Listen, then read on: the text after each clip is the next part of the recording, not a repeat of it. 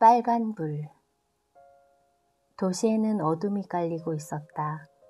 나는 호텔로 가던 발걸음을 돌려 샌느 강변을 걷기 시작했다. 별처럼 반짝이는 에펠탑을 등지고 유람선이 불빛을 밝히며 지나갔다. 벤치에 앉아 사랑을 속삭이는 연인들과 한가롭게 강변을 산책하는 중년 부부들도 눈에 띄었다. 파리의 밤 풍경을 만끽하며 나도 천천히 걷고 있었다. 이 순간을 사는 것이 모든 것을 바꾼다. 해빙을 하면서 새롭게 배우게 된 교훈이었다. 걸음을 옮기며 나는 자연스럽게 서윤을 떠올렸다. 처음에는 마치 신화 속 주인공에 대해 듣는 것 같았다. 7살에 행운을 가져다줄 운명임을 할머니로부터 알게 된 뒤 10대 시절 고전을 마스터하고 20대에는 부자들이 추종하는 선자가 되다니 마치 소설 속에 나올 법한 이야기가 아닌가. 게다가 실제로 만나본 그녀는 마치 다른 세상에서 온 듯 신비롭고 매혹적인 여성이었다. 그래서 선뜻 다가서기가 더 어렵게 느껴졌다. 하지만 그것이 오해라는 것을 깨닫는 데는 그리 오랜 시간이 걸리지 않았다. 가까이에서 본 서윤은 그 누구보다도 마음이 따뜻하고 배려심이 깊은 사람이었다. 내 사소한 감정까지도 세심하게 살펴주었고 평범한 나를 세상에서 가장 귀하게 대해주었다. 만나면 만날수록 깊은 감동을 전하는 사람이었다. 기자 생활을 하며 많은 이들을 만나보았지만 이렇게 상대를 존중하고 배려하는 인품을 접한 건 처음이었다. 가끔 그녀의 개인적인 면이 궁금하기도 했다. 세상 모든 것을 통찰하는 삶이 혹여 외롭지는 않은지, 결혼을 할 생각은 없는지, 보통의 사람처럼 갖고 있는 취미가 있는지, 나중에 더 가까워지게 되면 묻고 싶은 질문들이었다. 그때 핸드폰 진동이 울렸다. 평소 즐겨 찾는 쇼핑몰에서 세일을 알리는 메일이 온 것이다. 퍼뜩 아이디어 하나가 떠올랐다. 조금 전에 배운 해빙 신호등을 써봐야겠다. 나는 빠른 걸음으로 호텔에 돌아온 뒤 얼른 컴퓨터 앞에 앉았다. 사이트에 들어가자 평소 마음에 두었던 옷들이 할인된 가격에 팔리고 있었다. 우와, 70%? 아니 80%까지 세일을 하네. 한 벌을 살 돈으로 4-4벌을 살 수 있다는 거잖아. 저절로 콧노래가 나왔다. 아이보리색 실크 블라우스 $40. 이건 출근할 때 블랙 스커트랑 입어야지. 회색 면 원피스 $60. 아이와 놀이공원 가는 날에 입기 딱이지. 퇴근 후에는 이 $30짜리 파자마를 입고 편안하게 쉬어야겠다. 이제 해빙 신호등을 사용해 볼 차례였다. 오른손 집게 손가락과 중지를 얼굴 앞으로 들자 가슴 깊은 곳에서 희열이 느껴졌다. 그 손가락을 타고 온몸에 엔돌핀이 도는 듯했다. 분명한 초록불이었다. 나는 만족감을 느끼며 결제 버튼을 눌렀다. 그렇게 쇼핑을 마무리하려던 찰나였다. 갑자기 누가 내 뒷덜미를 잡는 듯한 느낌이 들었다. 잠깐, 이왕 쇼핑하는 김에 내년에 입을 옷도 좀 쟁여놓을까? 다시 사이트에 들어가 보니 철지난 겨울 옷들도 세일하고 있었다. 눈에 띄게 마음에 드는 것은 없었으나 시간을 끌며 물건을 살펴보았다. 그래도 이렇게 세일하기가 쉽지 않으니까. 이 빨간 스웨터는 너무 눈에 띄려나? 그래도 싸니까 일단 쟁이고 보자. 이 화이트 셔츠는 비슷한 게 하나 있긴 한데 그래도 일단 사놓을까? 3벌 사도 1벌 값이잖아. 클릭 클릭. 옷을 마구잡이로 장바구니에 담고 나서 시계를 보자 세일 종료 시간이 다가오고 있었다. 에라 모르겠다. 이런 기회가 흔치 않으니까 그냥 사버리지 뭐. 시간에 쫓겨 얼떨결에 결제 버튼을 누르고 말았다. 그런데 기분이 좀 이상했다. 바늘로 콕콕 쑤시듯 마음이 불편했던 것이다. 목과 어깨가 뻣뻣해지면서 불쾌한 긴장감도 느껴졌다.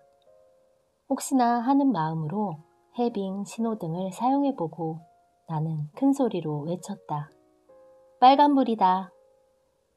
다시 주문 목록을 열어보았다. 두 번의 주문을 비교해보자 차이점이 분명했다.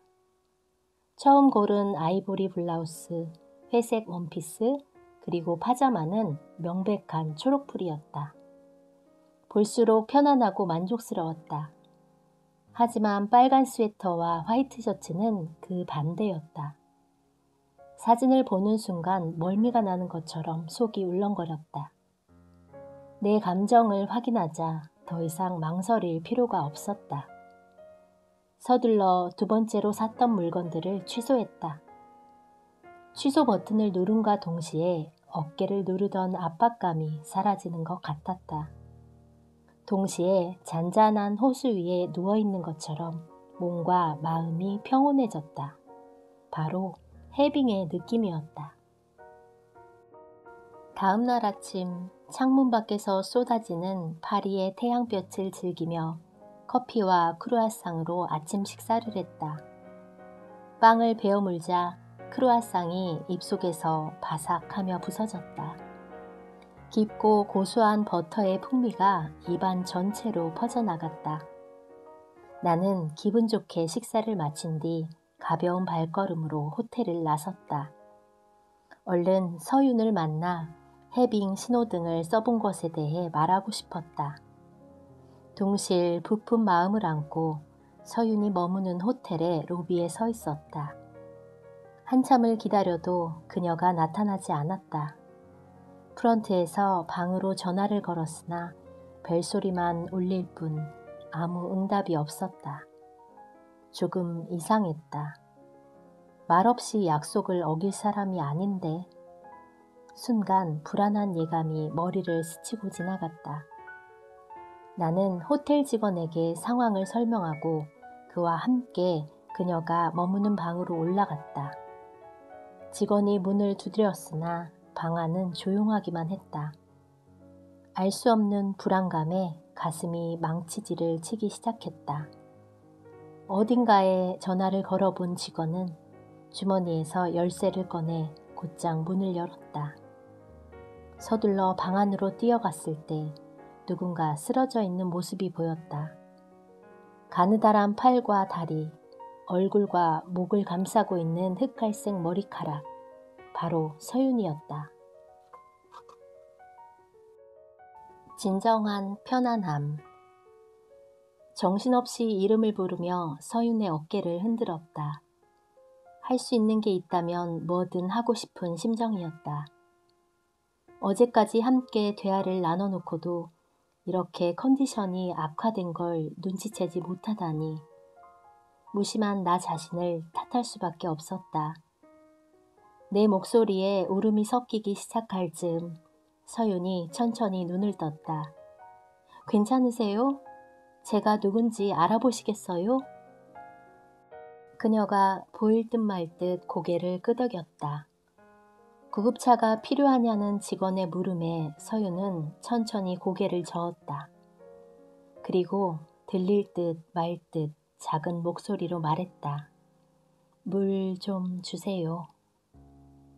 내가 다급하게 가져온 물을 한 모금 마신 뒤 서윤은 힘겹게 몸을 일으켜 침대에 누웠다. 당장이라도 부서질 듯한 조마조마한 모습이었다. 어쩌면 좋지? 당장 병원에 가야 하는 게 아닐까? 안절부절 못하고 있는 나를 향해 서윤은 옅은 미소를 보이며 이렇게 말했다. 괜찮아요. 나를 안심시키기 위해 억지로 기운을 끌어모으는 듯했다. 이 와중에도 상대를 먼저 배려하고 있었다. 혼자 쉬는 것이 나을 것 같아서 나는 저녁에 다시 오겠다는 말을 남긴 뒤 호텔을 나왔다. 그리고 무작정 발걸음을 옮겨 도착한 곳은 한 미술관이었다. 그림과 조각 작품을 바라보면서도 내 마음은 계속 다른 곳에 있었다. 서윤의 상태가 염려되었던 것이다. 이제 서윤은 나에게 무한한 에너지를 전해주는 태양과도 같은 존재였다. 그녀의 가르침으로 인해 몸과 마음이 충전되는 기분이었다. 하지만 정작 그녀는 자신이 가진 것들을 사람들에게 나누어 주느라 지나치게 많은 에너지를 쓰고 있는 것은 아닐까? 서윤이라는 한 사람에게 너무 무거운 짐이 쥐어진 것만 같았다. 미술관을 서성이는 나는 다짐하고 또 다짐했다. 그 귀한 마음에 반드시 보답하겠노라고. 저녁 시간이 가까워질 무렵 나는 서윤이 머무는 호텔로 돌아왔다. 얼마 안 가 서윤이 만면의 미소를 가득 담고 나타났다. 아침까지만 해도 쓰러져 있던 사람이라고는 생각할 수 없는 밝고 화사한 모습이었다. 하지만 내 마음은 전혀 괜찮지 않았다. 내가 염려할까봐 너무 무리하는 건 아닌지 걱정이 앞섰던 것이다. 조심스럽게 그녀의 뜻을 물어보았다. 조금 더 쉬셔야 하지 않을까요? 저는 그냥 한국으로 돌아가도 돼요. 서윤이 다정하게 대답했다. 저는 이렇게 주변 사람들을 걱정시킬 때 가장 마음이 아파요. 이대로 홍 기자님을 보낸다면 제 자신을 책망하느라 더 힘들 거예요. 내가 상상할 수 없는 강인한 정신력이 그녀를 지탱하고 있는 것처럼 보였다. 그 뜻을 존중하는 것이 그녀를 위하는 길 같았다. 우리는 해빙에 대한 대화를 계속 이어가기로 했다. 메뉴를 보고 음식을 주문한 뒤 나는 전날 해빙 신호등을 활용한 것에 대해 털어놓았다. 두 번째 주문 다음에 찜찜한 기분이 들었어요. 그래서 바로 주문을 취소했지요. 그것이 빨간불이었을까요? 홍 기장님의 뛰어난 점이 그거예요. 제가 말씀드린 것을 잘 이해하고 바로 실행에 옮기는 것이요. 네, 잘하셨어요. 그건 빨간불이 맞아요. 스스로가 답을 알고 있었던 거죠. 편안하고 따뜻한 미소가 마치 나를 격려하는 듯했다. 해빙의 핵심은 편안함이에요. 진정한 편안함이란 내 영혼이 원하는 것과 행동이 일치될 때 느끼는 감정이거든요. 흘러가는 물 위에 떠 있으면서 자연스럽게 몸을 맡기는 느낌이죠. 이 감정이 바로 우리를 부자로 이끌어주는 신호예요. 그녀의 한마디 한마디를 새기며 나는 천천히 고개를 끄덕였다. 잔잔한 물 위를 떠가는 느낌, 그것이 편안함이었다. 문득 생각난 듯 서윤이 나에게 물었다. 홍 기자님, 지갑에 지폐가 있으면 한번 꺼내보시겠어요? 20유로 몇 장을 꺼내들자 그녀의 질문이 이어졌다. 이 돈에 대해 불편하다고 느끼세요? 아니요. 평소에도 그 정도는 가지고 다니는걸요. 한 발 더 나아간 답을 끌어내려는 듯 서윤이 따뜻한 미소를 지으며 나를 기다려주었다. 그 표정 덕분인지 조금 더 생각을 확장시켜 보았다. 다시 말해볼게요. 그 돈이 불편하지 않아요. 그저 편안하게만 느껴지는걸요? 아마 있음을 느껴서 그런가 봐요. 잘 알겠다는 듯 고개를 끄덕인 뒤 서윤은 테이블 위에 놓인 투명한 물잔을 들었다. 물이 3분의 2쯤 차 있는 종 모양의 잔이었다. 그녀가 컵을 좌우로 흔들더니 움직임을 멈추고 내 눈을 응시하며 질문을 던졌다. 이 컵이 우리에게 있는 부의 그릇, 물은 돈이라고 생각해보죠. 이 컵이 마구 흔들리면 어떻게 될까요? 물이 흔들려서 밖으로 나오겠지요? 마음의 그릇도 마찬가지예요. 물컵이 갈팡질팡 흔들리는데 재물이 온전히 담겨 있을 리 없죠. 마음이 편안할 때 그 안의 물도 차분하게 머무르는 법이에요. 제가 만난 수많은 부자들은 대부분 돈에 대해 편안한 마음가짐을 유지하고 있었어요. 부자여서 마음이 편한 것이 아니라 돈에 대해 가지고 있는 편안한 마음이 그들을 부자로 이끌었죠. 에피타이저로 주문한 프렌치 어니언 스프가 나왔다. 부드러운 치즈를 숟가락으로 섞으면서 서윤의 설명을 음미해 보았다. 문득 프랑스로 오는 비행기에서 읽었던 내용이 떠올랐다. 알리바바의 마윈 회장이 관련된 일화였다. 그러고 보니 마윈도 기분이 안 좋다고 말하는 법이 없다고 해요. 대신 마음이 편안하지 않다고 한다네요.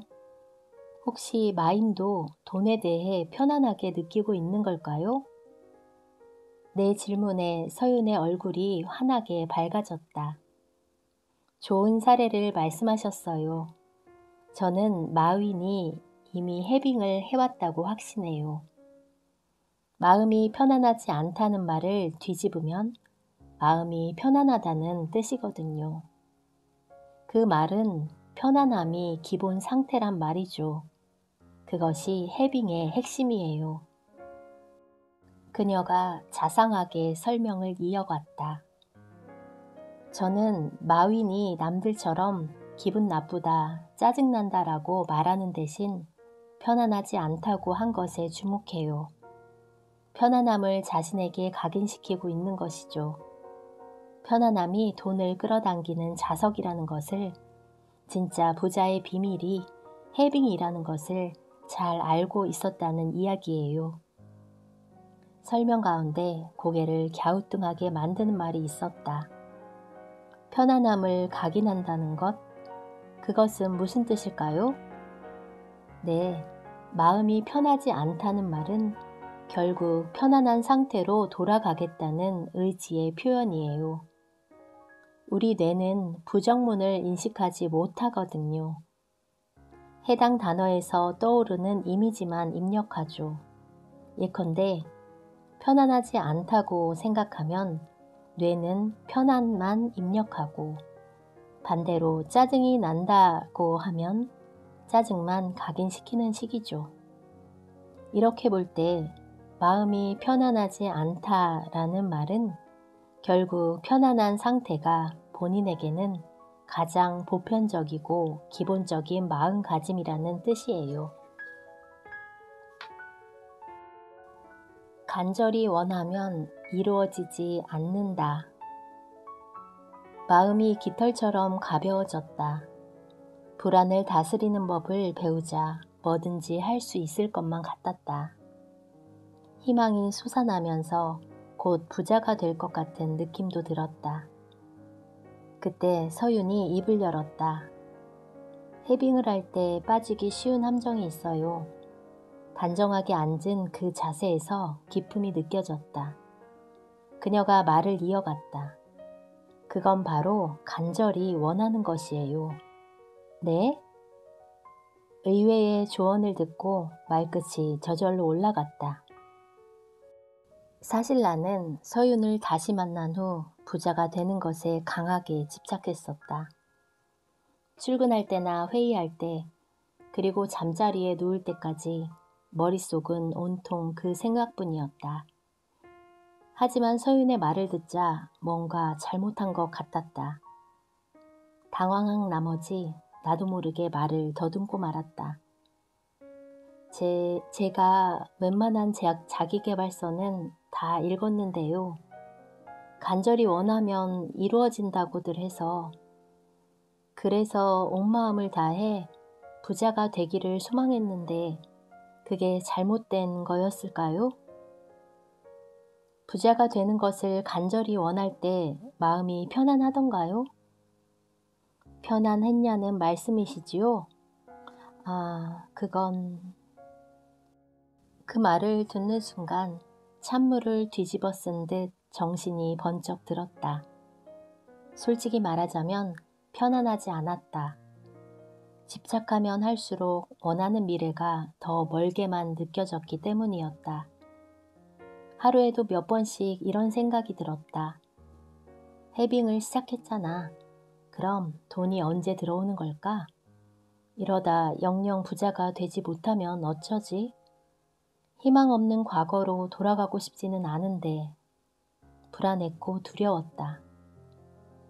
이제 보니 나를 편안함에서 멀어지게 만든 것은 간절하게 원하는 마음이었다.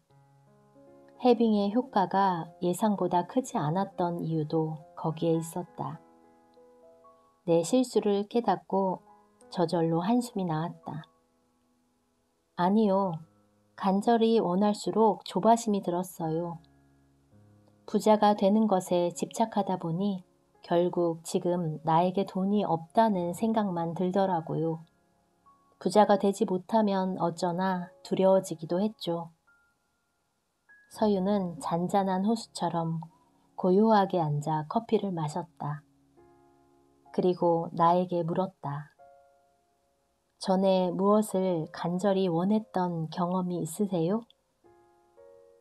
고등학교 3학년 때 나는 꼭 가고 싶은 대학이 있었다. 짝사랑하던 선배가 다니던 학교였다. 돌이켜보면 그 목표에 엄청나게 집착했던 것 같다. 매일 노트에 그 대학 이름을 쓰고 책상이며 머리맡에 그 대학 사진을 붙여놓았다. 그것이 나의 목표의식을 고양시킨다고 생각했다. 하지만 공부를 하려고 앉으면 늘 이런 생각부터 들었다. 이렇게 원하는데 떨어지면 어쩌지?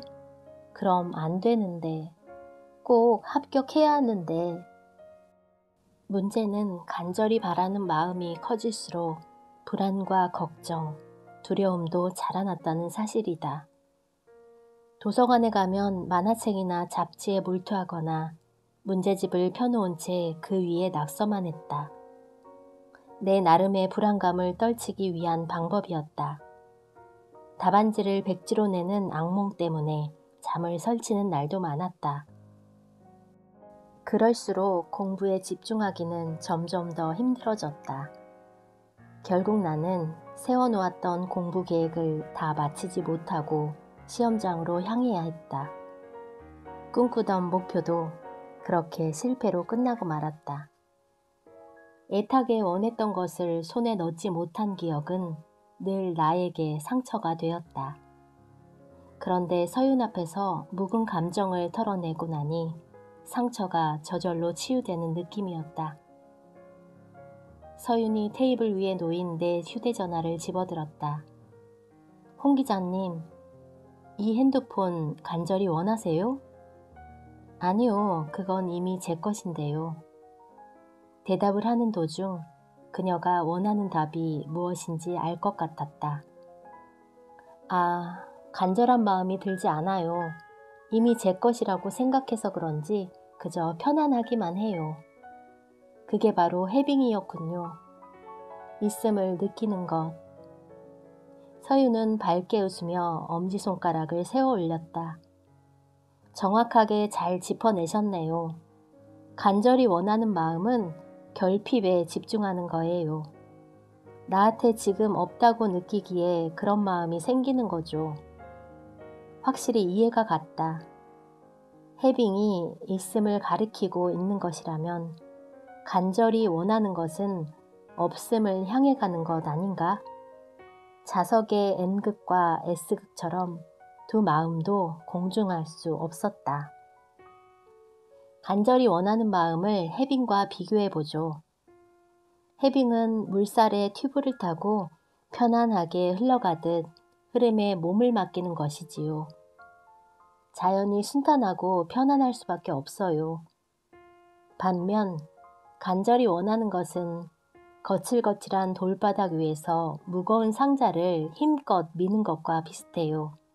미는 힘이 셀수록 그 반발 때문에 마찰력도 강해지겠죠. 무슨 말씀이신지 알 것 같아요. 나는 큰 소리로 대답했다. 반발력 때문에 불안과 두려움이 생겨나겠죠. 그 불편함이 돈을 밀어내고 무의식에 없음을 끊임없이 입력할 거예요. 결국 해빙과 반대 방향으로 가는 거죠. 문제는 사람들이 결핍의 느낌이 강할수록 더 간절히 원한다는 거예요. 결국 악순환이 되는 거죠. 여러분 안녕하세요. 미라클 북글림입니다.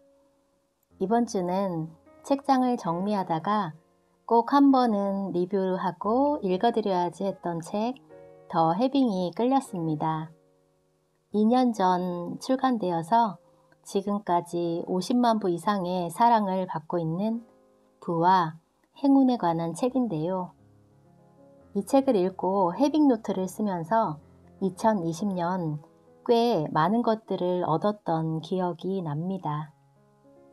요즘은 하루에도 날씨가 몇 번씩 변덕스럽게 바뀌곤 합니다.